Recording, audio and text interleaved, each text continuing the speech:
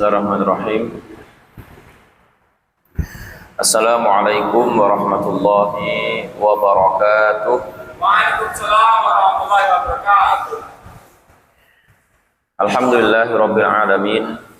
Alhamdulillahilladzi an'amana bi ni'matil imani wal islam. Asyhadu an la ilaha illallah wahdahu la syarikalah. Wa asyhadu anna Muhammadan abduhu wa rasuluh la nabiyya wa la rasula ba'dah. Qala Allah Ta'ala fil Qur'anil Karim, a'udzu billahi minasyaitonir rajim. Ya ayyuhalladzina amanu taqullaha wal tanzur nafsum ma qaddamat lighad wattaqullaha innallaha khabirum bima ta'malun. Wa qala sallallahu alaihi wasallam fi hadithihi ittaqillaha haitsuma kunta wa atbi sayyi'atal hasanata tamhuha wa khaliqin nasa bi khuluqin hasanin wa qal khairukum man ta'allamal qur'ana wa 'allamah wa qal kun 'aliman aw muta'alliman aw mustami'an aw muhibban wa la takun khamisan fatahlak. Subhanaka la ilma lana illa ma 'allamtana innaka antal alimul hakim. Allahumma 'allimna ma yanfa'una wanfa'na bima 'allamtana wa zidna ilman warzuqna fahman. Allahumma arinal haqqa haqqan warzuqna ittiba'ah wa arinal batila batila warzuqna ijtinabah. Allahumma ja'alna mimman yasma'una al-qawla fayattabi'una ahsanahu wa adkhilna bi rahmatika min ibadika salihin. Baik, ma'asyiral muslimin, ikhwani fiddin wal akhwat fiddin rahimakumullah. Alhamdulillah, di malam hari ini kita awali dengan bersyukur kepada Allah, yang mana di malam hari ini kita yang hadir khususnya di kesempatan ini adalah orang-orang yang diberikan nikmat oleh Allah, baik itu nikmat kesehatan, nikmat kesempatan, nikmat keistiqomahan di dalam iman dan Islam, dan juga nikmat bertolabul ilmi. Oleh karenanya dengan nikmat-nikmat ini mari kita berusaha untuk senantiasa mensyukurinya. Dengan mensyukuri nikmat sehat, semoga Allah jadikan sehat kita bermanfaat. Dengan kita mensyukuri nikmat sempat, semoga Allah terus memberikan kesempatan-kesempatan kepada kita untuk berbuat kebaikan. Dengan mensyukuri nikmat keistiqomahan dalam iman dan Islam, semoga Allah betul-betul berikan hidayah kepada kita sehingga kita bisa istiqomah di atas iman dan Islam ini hingga akhir kehidupan kita, sehingga kita termasuk husnul khotimah. Dan juga dengan mensyukuri nikmat bertolabul ilmi, semoga Allah selalu mudahkan kita untuk bisa punya semangat terus menuntut ilmu, dan semoga ilmu yang kita tuntut ini atau ilmu yang kita cari ini adalah ilmu yang kemudian Allah pahamkan kita dengan ilmu tersebut. Kemudian tidak lupa di malam hari ini kita juga sampaikan salawat dan salam kita kepada beliau baginda Nabi Muhammad sallallahu alaihi wasallam, kepada keluarga beliau, para sahabat, tabi'in, tabi'ut tabi'in, dan orang-orang yang senantiasa mengikuti sunnah-sunnah beliau hingga yaumil qiyamah. Semoga termasuk kita semua. Amin. Allahumma amin. Ma'asyiral muslimin rahimakumullah, di pertemuan malam hari ini kita melanjutkan taklim kita di Syarah Umdatil Ahkam. Kita di pertemuan sebelumnya sudah selesai membahas hadis yang ke-100 yang menyampaikan atau membahas seputar membaca basmalah ya. Kemudian di malam hari ini kita memasuki pembahasan babu sujudis sahwi ya, pembahasan sujud sahwi. Ini ada dua hadis ya. Baik.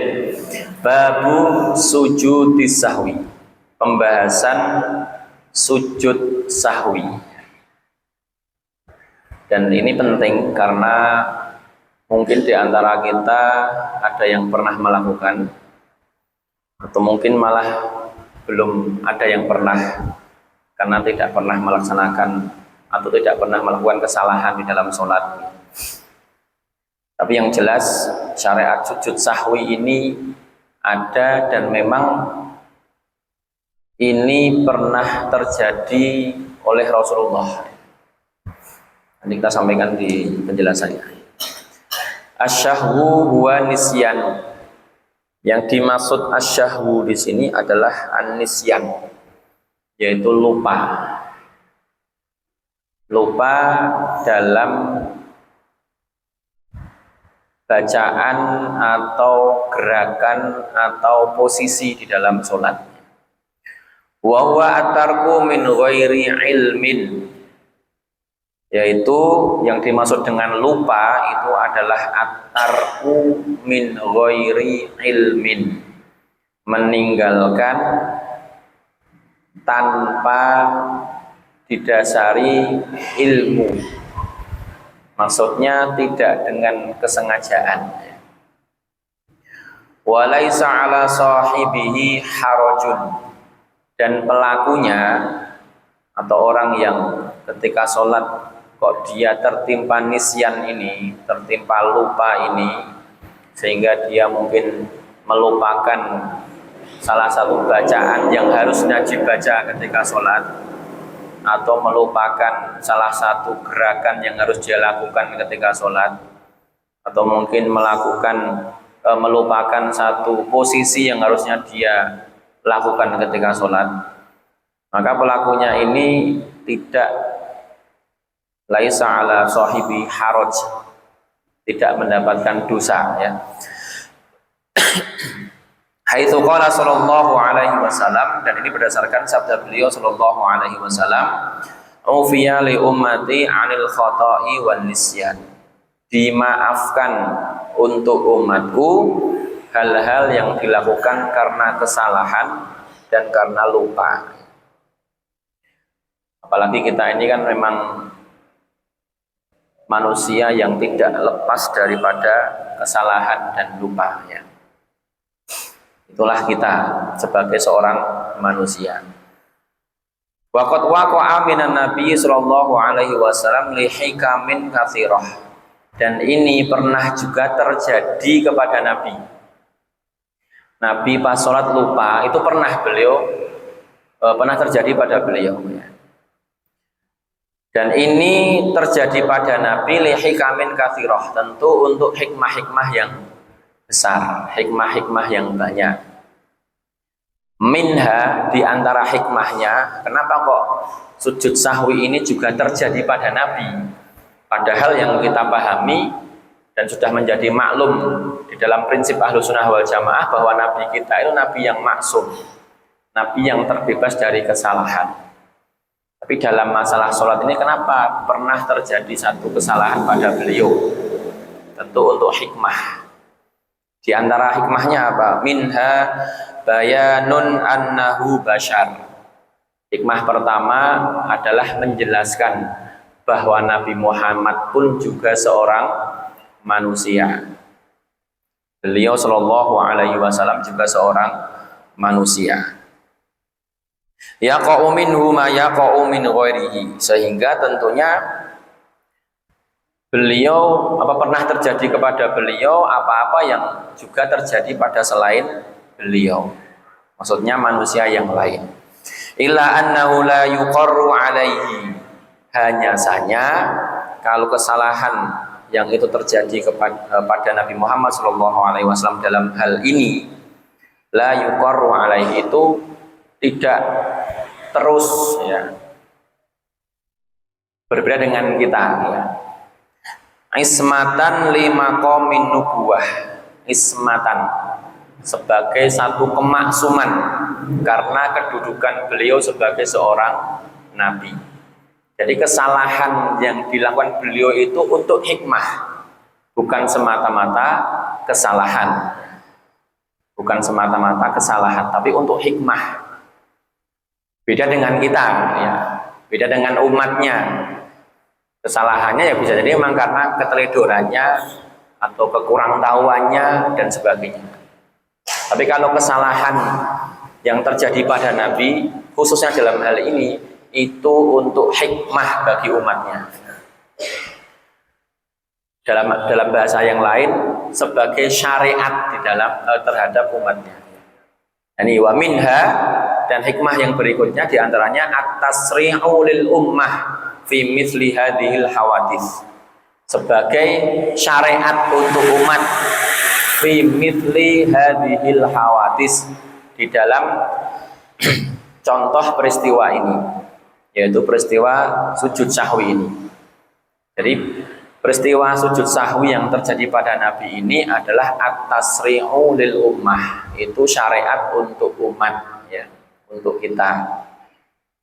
Wa minha, dan hikmah yang ketiga yang disampaikan beliau muallif penulis di sini, at-tasliyatu wa ta'azzi liman yaqa'u fihi, sebagai bentuk tasliyah wa ta'azzi, hiburan atau penghibur, ya. Barang siapa yang ternyata terjadi padanya hal ini. Fa inna hina ya'lamu annahu waqa'a minan nabiy sallallahu alaihi wasallam falaisa alaihi hazan ay yakhsal khalal fi dinihi aw naqsu fi imanihi ila ghairi dzalika min asrarillahi ta'ala.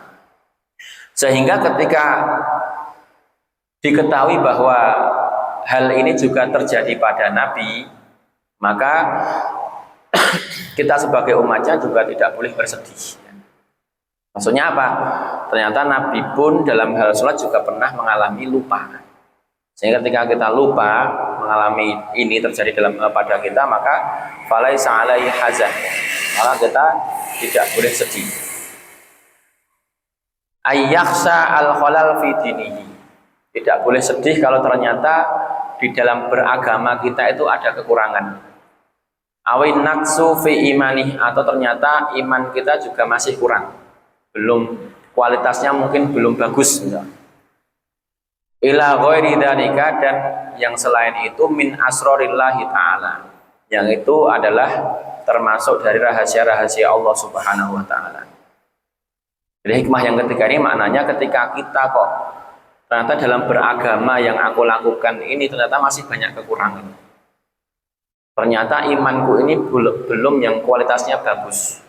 Ini kita nggak boleh sedih, tapi kita harus lebih semangat dengan merasa bahwa ternyata dalam bersyariat beragama kok saya masih banyak kurangnya, harusnya menjadikan dia tumbuh semangat untuk bertolabul ilmi. Kemudian ketika dia merasa kok ternyata kualitas imanku itu belum bagus, masih kurang, maka ini menjadi semangat agar dia selalu berusaha untuk memperbaiki kualitas iman. Nah, ini hikmah yang ketiga. Ma'asyiral muslimin rahimakumullah. Kemudian wa asbabus sujudi lahu thalathah. Adapun penyebab-penyebab yang terjadi sehingga disyariatkan untuk melaksanakan sujud sahwi itu ada 3. Al-awwalu imma ziyadatun fi shalah, asani awin naqsun fiha, asalis aw syakun. Yang pertama itu penyebabnya adalah melakukan tambahan di dalam sholat, nambah rakaat misalnya. Aw naqsun, yang kedua mengurangi, melakukan hal-hal yang itu sifatnya mengurangi di dalam sholat. Mungkin tidak tasyahud awal, atau rokaatnya kurang misalnya, atau lupa sujud misalnya, ya. Au syakun, yang ketiga, atau ragu. Jadi menambah atau mengurangi atau ragu-ragu. Ragu-ragu ini saya sudah rokaat 3 atau rokaat 4. ada keraguan-raguan. Jadi penyebabnya 3 ini. Wa syuri'a sujudu sahwi irda'an lirrahmani wa ighdaban lisyaitani wa jabron linnuqsani. Disyariatkan sujud sahwi ini dalam rangka apa? Irda'an lirrahman, untuk mendapatkan ridhonya Allah. Maksudnya kita ada kesalahan, kemudian kita sujud sahwi, maka ini bentuk kita mencari ridhonya Allah. Wa ighdaban lisyaiton, sebagai ighdab lisyaiton, yang membuat setan marah, setan nggak senang ya. Namanya orang salah kemudian dia bertobat dari kesalahan, memperbaiki kesalahan, ini setan nggak senang. Maka ada seorang hamba kok dia senang bertobat, ini musuh utamanya setan. Dan Bapak Ibu senang nggak kira-kira kalau jadi musuh utama setan? Senang nggih? Harus senang. Semakin kita dimusuhi oleh setan, itu artinya kualitas iman kita semakin bagus. Ketika kita semakin dimusuhi oleh setan, itu tandanya kita semakin dekat dengan Allah gitu. Wa jabron lin nuqsan, dan sebagai penambal kekurangan. Sebagai penambal kekurangan. Ini sebagai mukadimah dari mu'alif. Insyaallah nanti pembahasan lebih detailnya kita sampaikan setelah membaca hadis yang pertama. Kita baca al-haditsu al-awwalu ba'dal mi'ati. Hadis yang ke-101. Insyaallah nih ya. Kalau yang istiqomah ikut kajian hadis ini, maka malam hari ini sempurna sampai 101 hadis. Yang bolong-bolong berarti nggak sempurna. Ya. 101 hadis yang ke-101. An Muhammadin ibni Sirin, dari Muhammad bin Sirin, an Abi Hurairah radhiyallahu anhu qala, dari Muhammad bin Sirin, dari beliau Abu Hurairah radhiyallahu anhu berkata, shalla bina Rasulullah sallallahu alaihi wasallam ihda salatai al-asyi. Qala Ibnu Sirin wa samaha Abu Hurairah. Kami sholat bersama Rasulullah sallallahu alaihi wasallam di salah satu sholat yang dilaksanakan di waktu sore. Dalam hal ini adalah sholat asyar, sholatil asyi. Dan Ibnu Sirin mengatakan yang menamakan dengan sholat al-asyi itu adalah Abu Hurairah. Walakin nasitu ana, tapi aku agak sedikit lupa, kata Ibnu Sirin. Qala, Abu Hurairah berkata, fasalla bina rakaataini tsumma salama. Maka Rasulullah sholat bersama kami 2 rakaat, tsumma salama, kemudian beliau salam. Jadi ketika sholat asar, Rasulullah mengimami jamaah, mengimami para sahabat. Kemudian ketika dapat 2 rakaat, tsumma salama, Rasulullah sallallahu alaihi wasallam salam. Faqama ila khosabatin ma'rudatin fil masjid. Kemudian beliau berdiri, kemudian beliau menuju salah satu tiang kayu yang terpasang di masjid. Fattaka'a 'alaiha ka'annahu ghubban. Kemudian beliau sallallahu alaihi wasallam itu bersandar di kayu tersebut, ka'annahu ghadban, dan seakan-akan beliau itu seperti marah begitu. Fa wada'a yadahul yumna 'alal yusra, beliau meletakkan tangan kanannya di atas tangan kiri, wa sabbaka baina asabi, dan beliau menempelkan jari-jarinya menjalin jari-jarinya. Nggih, betul. Wa wada'a khaddahul aymana ala dhahri kafihil yusra. Beliau meletakkan pipi kanannya di atas punggung telapak tangan kiri. Sini ya. Ini nggak usah dipraktekkan ini ya. Wa kharajati sar'anu min abwabil masjid. Kemudian para sahabat ini agak sedikit bercepat-cepat keluar dari pintu masjid. Faqalu, kemudian sembari berkata mereka, aku siroti sholatu, apakah sholatnya dikosor? Wa fil qaumi Abu Bakr wa Umar. Padahal di kalangan sahabat tersebut itu juga ada Umar, juga ada Abu Bakar.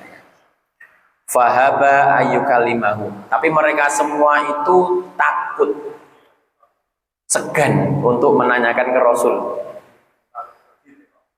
Mau teko itu takut gitu ya, karena kewibawaannya Rasulullah Shallallahu Alaihi Wasallam.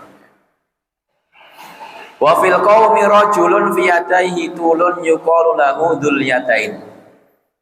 Dan di kaum tersebut atau di jamaah sahabat tersebut itu ada seseorang yang kedua tangannya itu agak panjang gitu, sehingga mendapatkan julukan dzul yadain, yang mempunyai dua tangan panjang.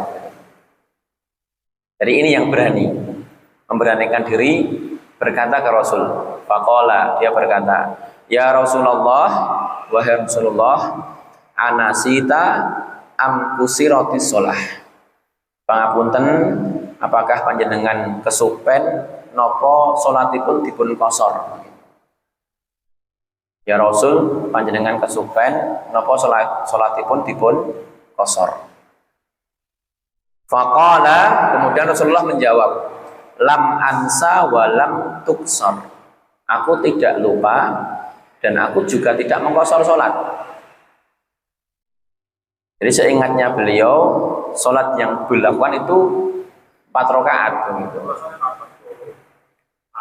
Sehingga ketika ditanyakan begitu, Rasulullah menjawab, lam ansa wa lam tuksor. Aku tidak lupa dan juga tidak mengkosor sholat. Faqala, kemudian Rasulullah berkata kepada sahabat yang lain untuk memverifikasi, akama yaqulu dzul yadain, apakah yang dikatakan si tangan panjang ini benar? Qalu, para sahabat yang lain mengatakan, na'am, betul ya Rasulullah.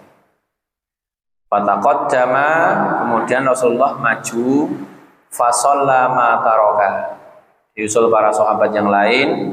Kemudian sholat menambah apa yang beliau tinggalkan.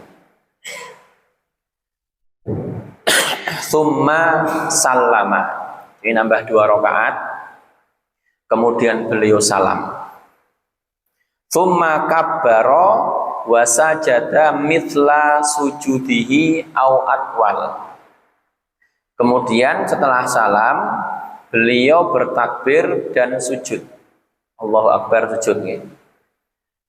Mithla sujudihi au atwal, yang sujudnya semisal sujud ketika beliau sholat maksudnya ketika sujud dalam sholat, au atwal, atau agak lebih lama.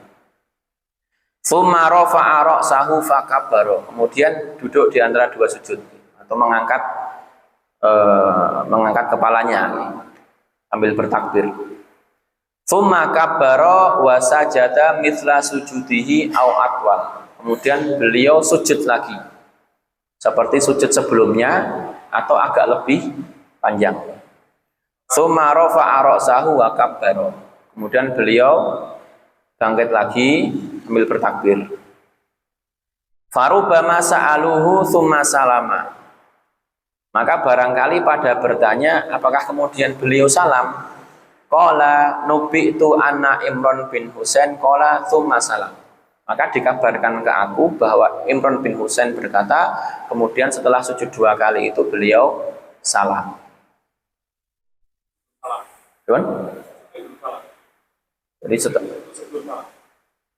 Jadi apa namanya, salam dulu, baru sujud 2 kali, kemudian salam lagi.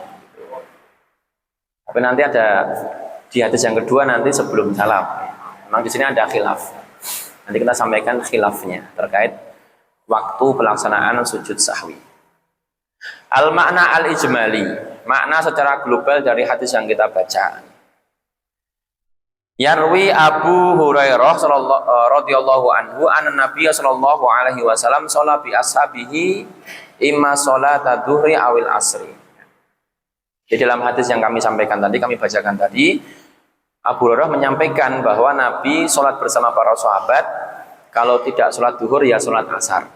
Jadi kalau yang tadi kami sampaikan sholat asar, karena sholatil asyiyi, sholat di sore hari atau sholat setelah matahari itu condong, tergelincir. Falamma sholat raka'atainil aulayaini sallama. Dan tadi kami sampaikan, kami bacakan hadisnya, setelah beliau sallallahu alaihi wasallam 2 rakaat atau dapat 2 rakaat, dan beliau salam. Wala makana sallallahu alaihi wasallam kamilan lam tatma'inna nafsuh illa bil amali tam. Sya'ara bin naqsin wa khalal la yadri ma sabab. Jadi setelah Rasul merasa sudah selesai sholat, tapi beliau itu merasa beliau nggak tenang. La tatma'innu nafsuh. Perasaan beliau itu nggak tenang. Nggak tenang gitu, okay? Sya'ara bin naqsin wa khalal. Beliau merasa ada hal yang kurang dan ada hal yang kayaknya kok belum sempurna gitu. La yadri ma sababu. Tapi beliau nggak tahu sebabnya apa. Jadi merasa ada yang kurang tapi nggak tahu ini sebabnya apa ya kok. Saya merasa ada yang kurang, merasa ada yang kurang sempurna, tapi sebabnya apa? Rasulullah beliau tidak tahu. Faqama ila khosbatin fil masjid wa taqa 'alaiha bi nafsi qaliqah wa shabbaqa baina asabi'i li'anna nafsahul kafirah tuhissu bi anna hunaka syai'an lam tastakmilhu. Sehingga beliau berdiri menuju tiang tadi bersandar, dalam hatinya ada kolak, ada satu kegelisahan. Jadi beliau merasa kok seperti ada yang tidak sempurna. Tapi apa gitu. Wa kharajal musarri'una minal musallina min abwabil masjid wa hum yatanajawna bainahum bi anna amrun hadatsa wa huwa qasura as-shalah wa ka'annahum akbaru maqaman nubuwah ayatru alaihim nisyan. Dan para sahabat agak sedikit bercepat-cepat keluar dari pintu masjid sembari tadi mereka saling bertanya ya, antara satu dengan yang lain dengan kejadian yang baru saja mereka dapatkan, yaitu mereka mempertanyakan kok sholatnya dikosor gitu. Dan karena mereka itu bukan menjunjung tinggi ya, ka'annahu akbaru maqaman nubuwah, karena makom kenabian itu dahsyat di hadapan mereka. Mereka ini menganggap nggak mungkin kok kemudian terjadi kesalahan gitu. Jadi ketika Nabi 2 rakaat salam, padahal mereka para sahabat ini kok dikosor. Jadi mereka menganggap mosok Nabi salah, nggak mungkin gitu. Kenapa? Karena agungnya makom nubuwah, agungnya kedudukan kenabian. Wali haibatihi sallallahu alaihi wasallam fi sudurihim lam tajra'u wahidun minhum ayufatihahu fi hadzal maudhu alham. Dan memang aslinya kan ada kesempatan untuk fathul imam, okay? Membetulkan imam kan begitu. Pas 2 rakaat harusnya pas Nabi salam kan harusnya subhanallah begitu, okay? Fathul imam namanya, membetulkan imam. Harusnya kan begitu, tapi lihaibatihi sallallahu alaihi wasallam fi sudurihim lam yajra'u wahidun minhum. Karena kewibawaan Rasulullah sallallahu alaihi wasallam dalam hati mereka, wibawanya Rasulullah betul-betul besar dalam hati mereka. Mereka tidak satu pun berani untuk membetulkan beliau. Rasul, okay? Mosok Rasul salah, begitulah yang ada di hatinya para sahabat. Sehingga untuk membetulkan dengan mengucapkan subhanallah itu mereka nggak berani. Kewibawaannya Rasulullah ya.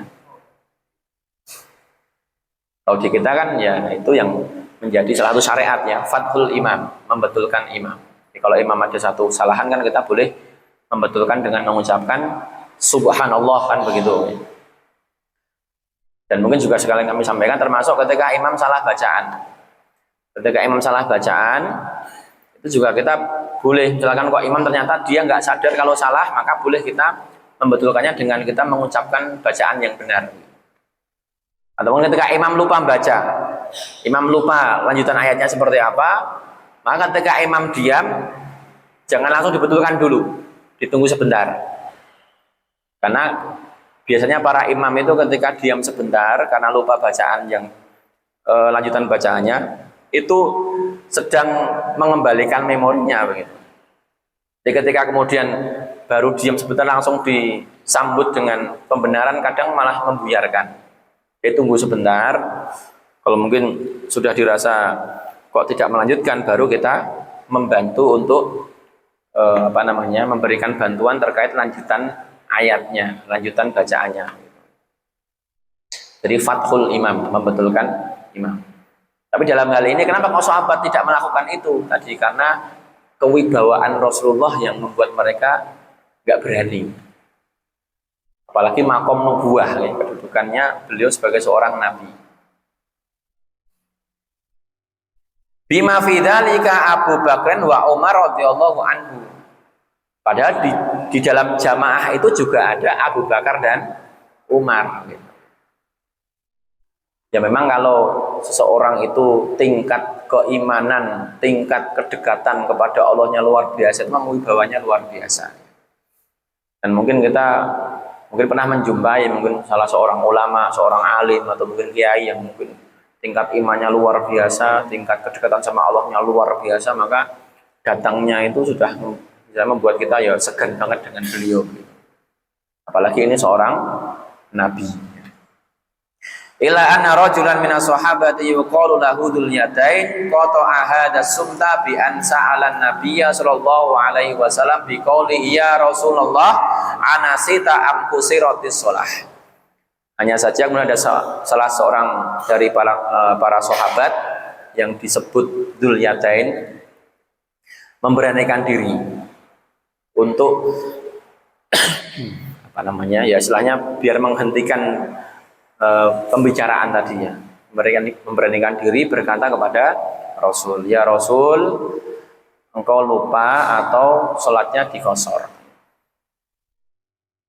Dan Rasul berdasarkan dugaan terkuat beliau, dugaan terkuatnya Rasulullah, lam ansa walam tuksor, aku tidak lupa dan tidak mengkosor sholat. Nah, dalam hal ini hikmah untuk umatnya, ini syariat untuk umatnya. Karena bisa saja malaikat Jibril mengingatkan, itu bisa saja. Karena pernah kan Rasul sholat, ternyata di bawah sandalnya ada kotoran, dan beliau langsung diingatkan oleh malaikat Jibril, wahai Rasul, di bawah terompahmu ada kotoran. Seketika itu Rasul langsung melepas terompahnya. Bisa saja demikian kan begitu. Tapi kenapa dalam hal ini malaikat tidak mengingatkan Rasul? Malaikat Jibril tidak mengingatkan Rasul. Sekali lagi ini adalah tasri'.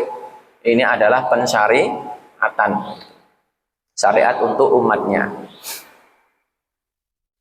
Hina idzin lama alima dzulyatain anna sholata lam tuksor kana mutayaqinan annahu lam yusolliha illa rak'atain.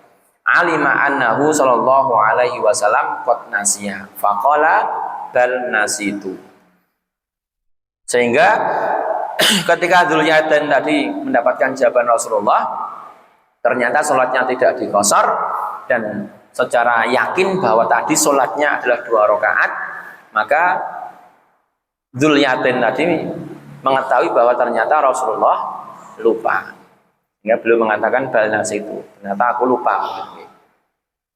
Fa'arada sallallahu alaihi wasallam ayata akad min sihati khobari Dzulyatain faqala liman haulahu min ashabih.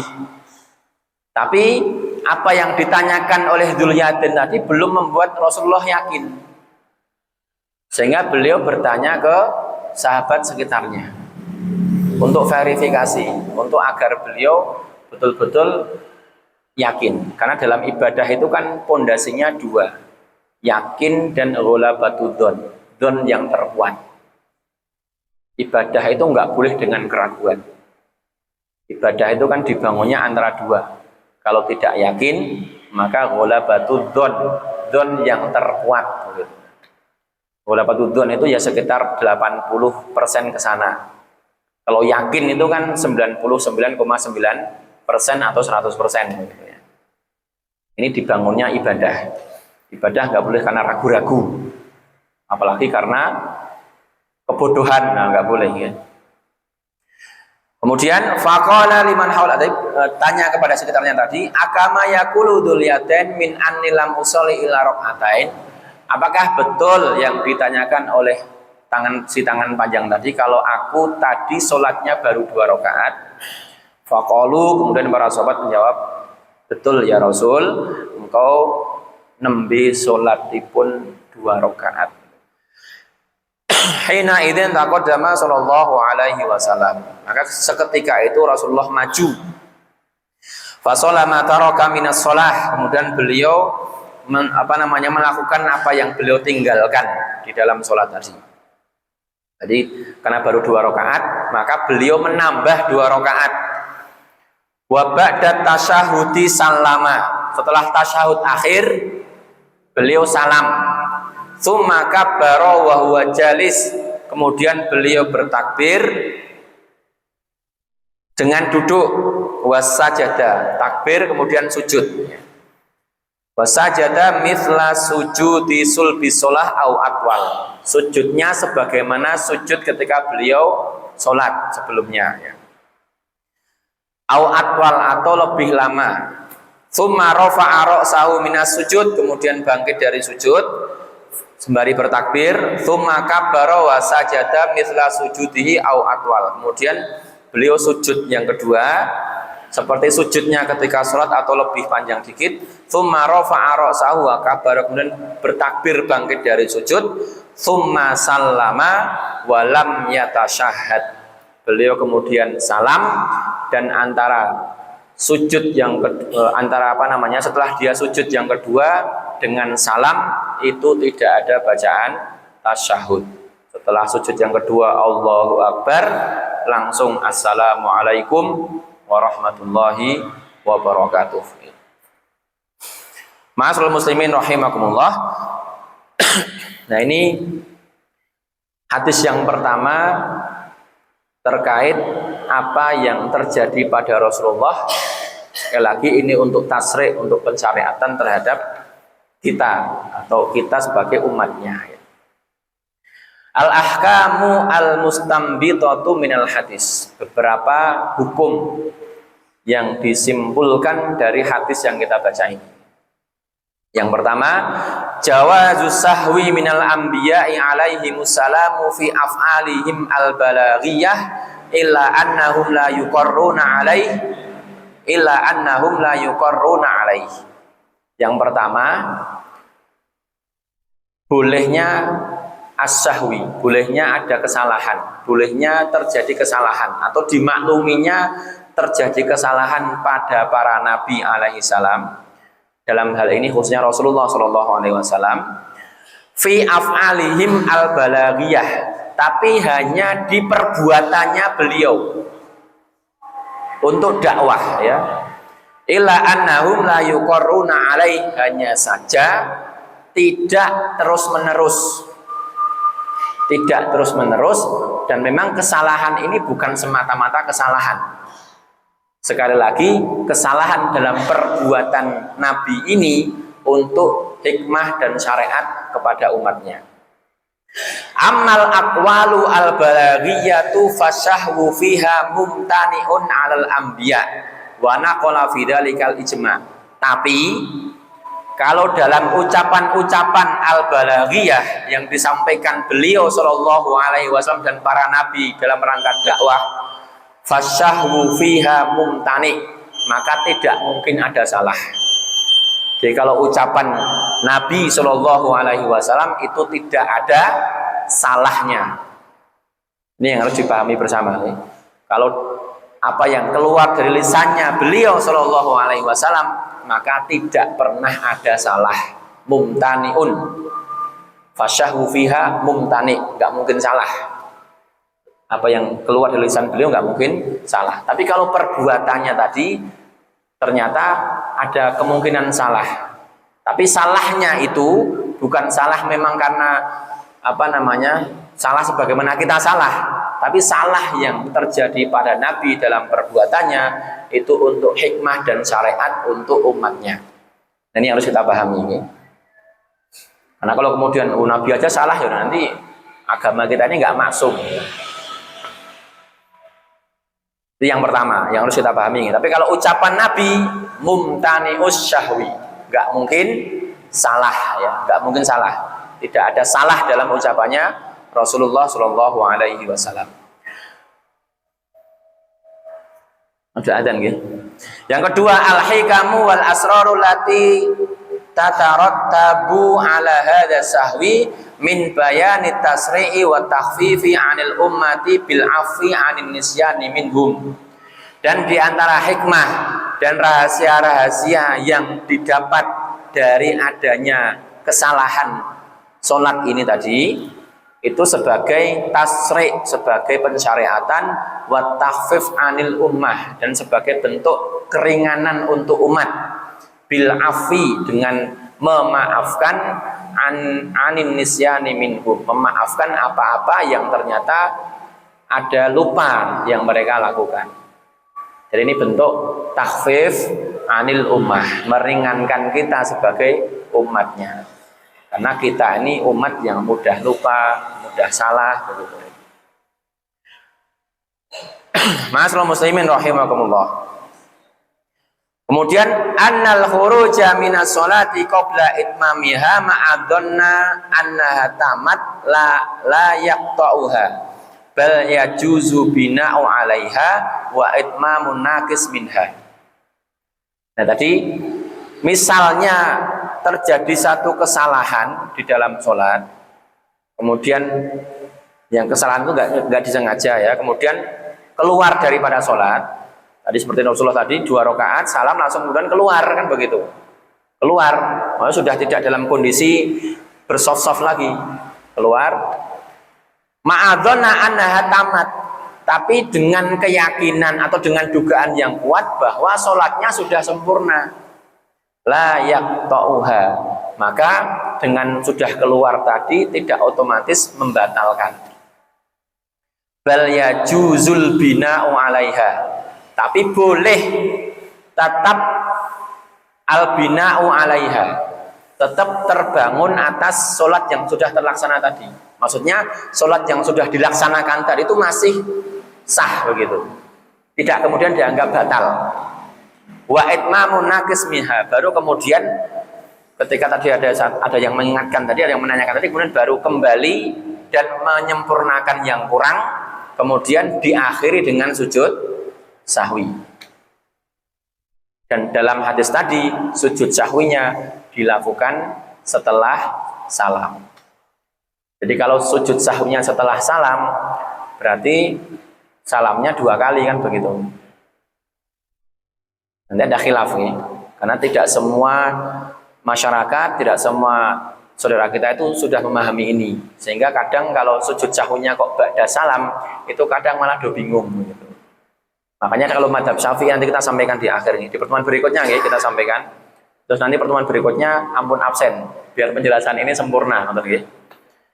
Kalau Imam Syafi'i, dalam mazhab Syafi'i, maka semua kesalahan yang terjadi dalam sholat, kesalahan yang maksudnya kesalahan yang menyebabkan sujud sahwi loh, bukan kesalahan yang membatalkan sholat, tapi kesalahan yang menyebabkan sujud sahwi, maka dalam mazhab Syafi'i semua sujud sahwinya dilakukan sebelum salam. Dan itu kebanyakan di Indonesia begitu. Kecuali kalau mungkin sudah dipahamkan sujud sahwinya pada salam, itu mungkin nggak ada kebingungan. Tapi kalau sujud sahwinya setelah salam tapi belum dipahamkan tadi, maka khawatir terjadi banyak kesalahpahaman.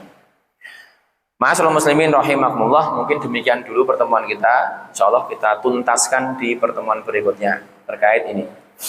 Karena ini satu hal yang penting yang harus kita pahami bersama, agar dalam sholat juga kita tahu seandainya ada salah yang harus sujud sahwi, maka bagaimana kita sujud sahwi dan kapan kita sujud sahwinya ya.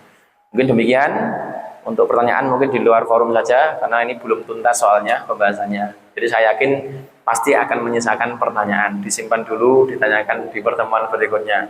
Kalau mungkin harus butuh segera ditanyakan, silakan ditanyakan di luar forum ya. Dan besok pertemuan berikutnya ampun absen ya. Karena kalau absen nanti pembahasannya nggak tuntas didapatkan. Demikian kita akhiri dengan hamdalah dan kafaratul majlis. Alhamdulillahirabbil alamin. Subhanakallahumma wa bihamdika asyhadu an la ilaha illa anta astaghfiruka wa atubu ilaik. Akhiru kalam, barakallahu fikum. Wassalamualaikum warahmatullahi wabarakatuh. Waalaikumsalam.